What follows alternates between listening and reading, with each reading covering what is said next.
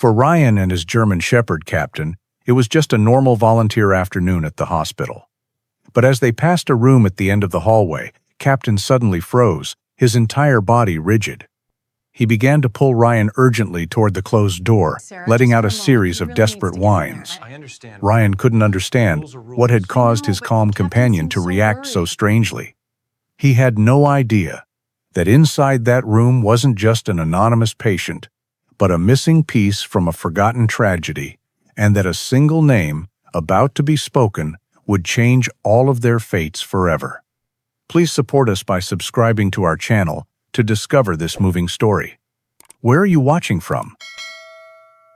In the quiet hills of Hope County, Oregon, dawn painted the sky in soft shades of gray and rose.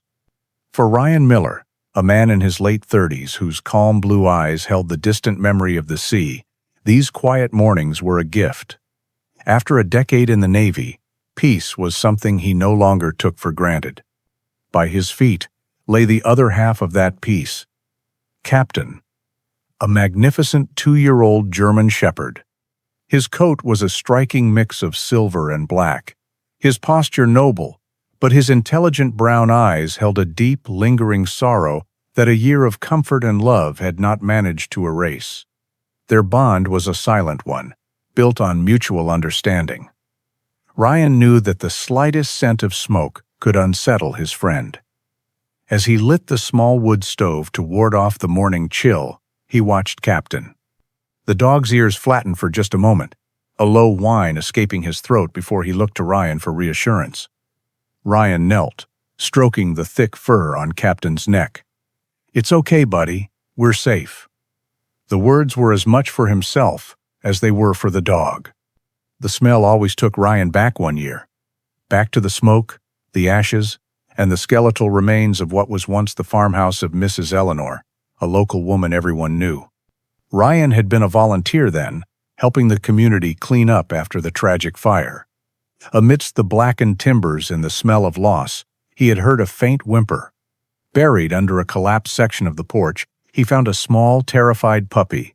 The little creature was covered in soot, his fur singed, and one paw was bleeding.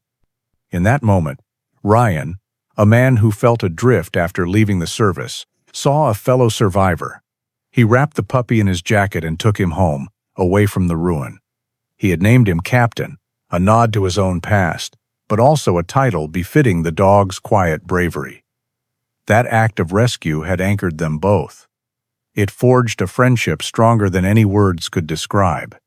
Back in the present, Captain had moved from the stove to the large picture window. He stood perfectly still, his gaze fixed on the rolling hills in the distance, toward the very spot where the old farmhouse used to stand.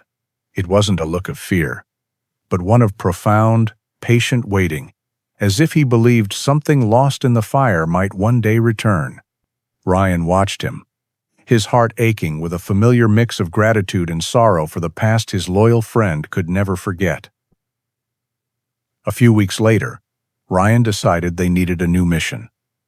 Seeing Captain's persistent, quiet grief, he signed them up for a therapy animal program at the public hospital in neighboring Pine Ridge County. He hoped a change of scenery and a sense of purpose might bring a spark back into his friend's sorrowful eyes. As they walked through the automatic glass doors, the sterile scent of antiseptic replaced the familiar smell of pine and damp earth. Captain stayed close to Ryan's leg, his calm demeanor making him a natural for this kind of work, though his ears were flat with uncertainty in the unfamiliar place. A kind-faced nurse with warm but weary eyes named Sarah greeted them. She gave Ryan a list of rooms where patients had requested a visit. For an hour, they moved from room to room, Captain offering a gentle head to be petted and a comforting presence to the lonely and ill. He was perfect. But as they approached the last door on their list at the end of a quiet corridor, everything changed. Captain stopped dead in his tracks, his body going rigid, the leash pulled taut in Ryan's hand. A low, desperate whine rumbled in the German Shepherd's chest. Ryan looked at the door. The small card simply read, "Jane Doe." He gave a gentle tug. "Come on, buddy. Our work is done." but Captain refused to move. He pulled back toward the door, his whining growing more insistent as he pawed gently at the wood, a clear and desperate plea. This was not the calm, obedient dog Ryan knew. This was something else entirely, an instinct so powerful it eclipsed a year of training. Sarah walked over, her brow furrowed with concern. "Is he all right?" she asked. "He's never done this before," Ryan said, his voice filled with confusion. He looked from Captain's pleading eyes to the anonymous door. He felt a strange certainty prickle his skin. "Please," he asked the nurse, "can we just look in for a minute? I have a feeling about this." Seeing the raw urgency in both man and dog, Sarah hesitated for only a second before nodding and pushing the door open. The room was dim. A frail, white-haired woman lay in the bed, her hands twisting restlessly at her blanket, her eyes vacant. Captain paid no attention to Ryan or the nurse. He walked directly to the bedside, his movements soft and certain. He nudged his head gently into the woman's trembling hand. And then, a small miracle happened. The agitation left her body. Her restless hands stilled, and one of them began to stroke Captain's silver-flecked head in a slow, familiar rhythm. A silence fell over the room, thick with unspoken history. From the woman's lips, a single, raspy whisper escaped, a sound like a key turning in a long, rusted lock. "Max." Ryan froze, the name hitting him with the force of a physical blow. The world seemed to shrink to that one impossible word. The drive back to Hope County was a blur. Ryan had managed a hurried, grateful word to the stunned nurse Sarah before gently guiding a reluctant Captain from the hospital room. The dog kept looking back, a heart-wrenching whine in his throat, but the single word he had unlocked now propelled them forward. Max. The name echoed in Ryan's mind, connecting a chain of events that now seemed less like a tragedy and more like an unsolved mystery. The fire, the lost woman everyone assumed was gone, his dog's impossible recognition. He bypassed the turn to his own quiet street and instead headed for the hills, placing his complete faith in the one soul who seemed to remember everything. He parked the car where the old driveway to the Eleanor property once began.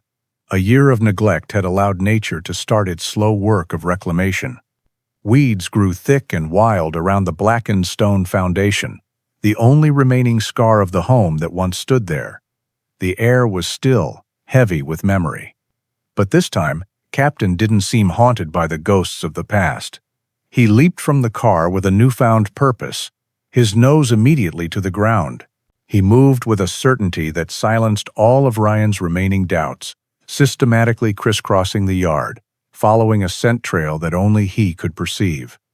Ryan followed, his heart pounding a steady rhythm of anticipation against his ribs.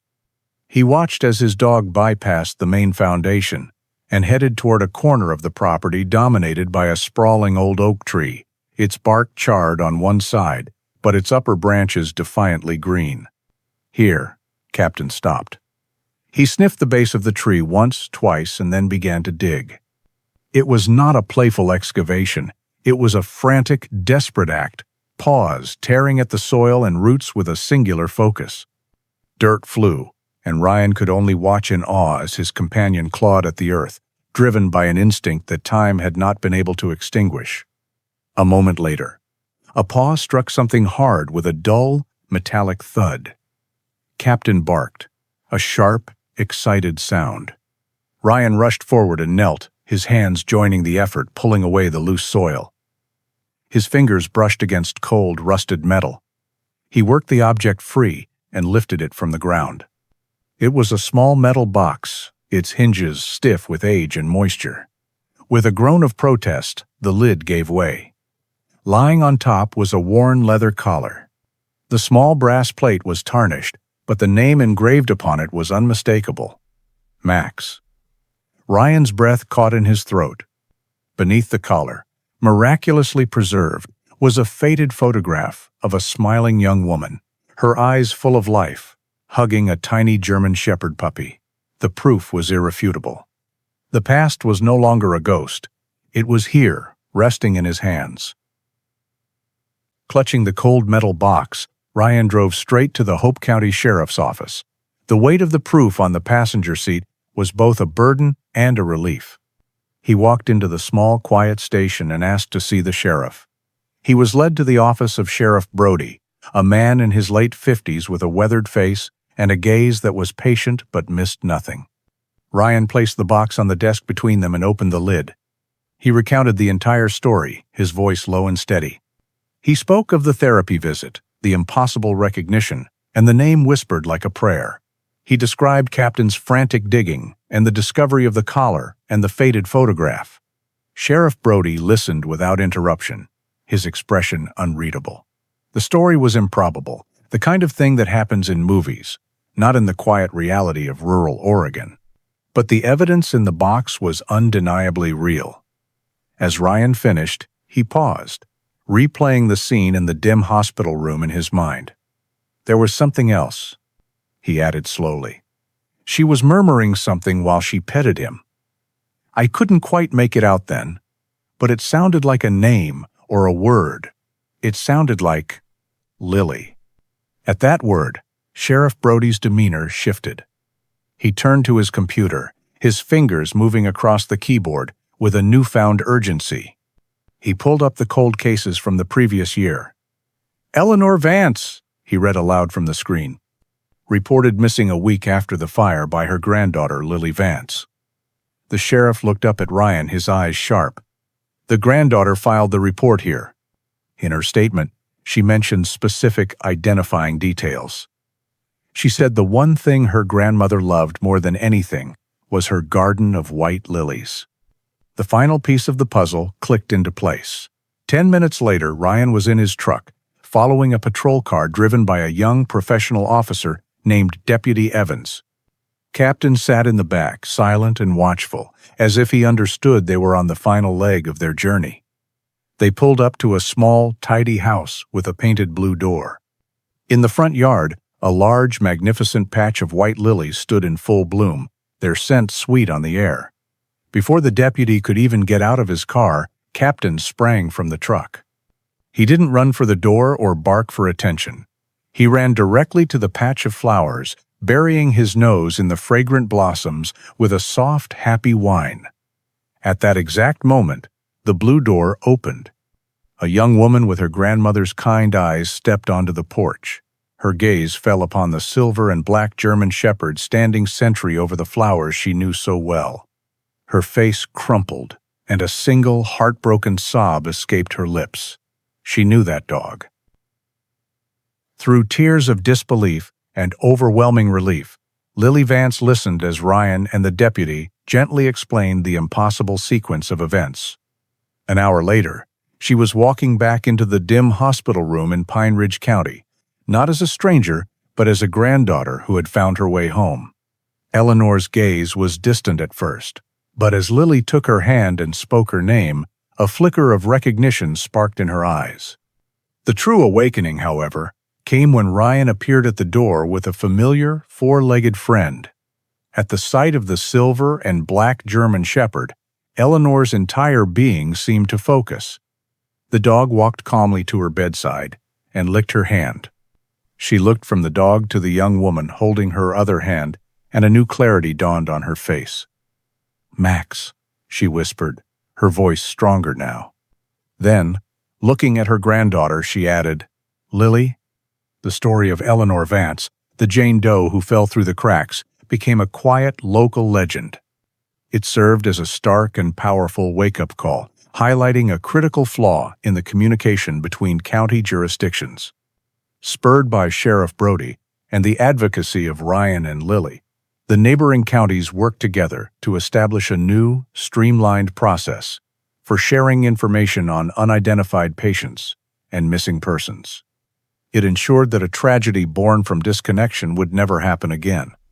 Ryan and Captain were honored in a small town hall ceremony, hailed not as heroes seeking glory, but as quiet neighbors who listened to an instinct that others might have dismissed. Weeks later, on a warm summer afternoon, the true reward was on full display. In Lily's sunny backyard, Eleanor sat in a comfortable chair, a colorful quilt over her lap. The vacant look in her eyes was gone, replaced by a gentle peace. Ryan sat nearby, sharing a glass of lemonade with Lily. Lying on the soft grass between them was Captain. He rested his head on Eleanor's knee, receiving a loving scratch behind the ears, before looking over at Ryan, his tail giving a slow, steady thump against the ground. For the first time since Ryan had known him, the deep, lingering sorrow in his eyes had vanished completely, replaced by the profound contentment of a soul who was finally whole. Ryan realized he hadn't just rescued a dog from the ashes, he had been entrusted with a living bridge, a furry heart that held onto hope when all others had let go. Captain, or Max, was living proof that even when systems fail and memory fades, loyalty and love will always find their way home. Captain's journey is a powerful reminder that the most important memories are not always held in the mind, but are forever etched upon the heart. It teaches us that loyalty can build a bridge across any silence, proving that a loving soul always knows the way back home. If this story of devotion touched you, please consider sharing it so this message of hope can reach others. We would be honored to read your own thoughts and stories in the comments below, and by subscribing, you become part of a community that celebrates these incredible bonds. The journey doesn't have to end here, as another story of rescue is waiting for you right now on the screen. Thank you for listening.